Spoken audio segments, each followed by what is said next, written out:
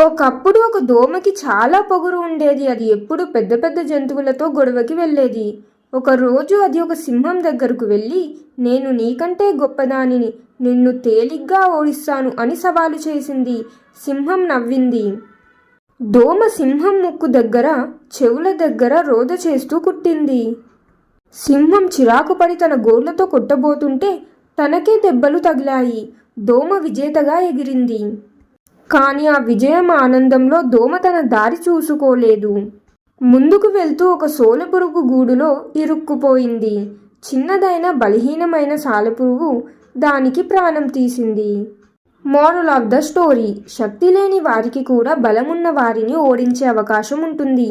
కానీ అతి గర్వం, పొగరు ఉంటే చిన్న పొరపాట్లు కూడా పెద్ద నష్టాన్ని కలిగిస్తాయి. అందుకే ఏనాడు పొగరు పడకూడదు. ఈ కథ విన్న తర్వాత మీ అభిప్రాయం ఏంటి అనేది కామెంట్స్లో తెలియచేయండి.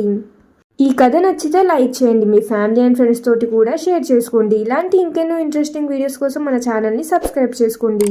ఇంకొక మంచి కథతో మళ్ళీ కలుద్దాం.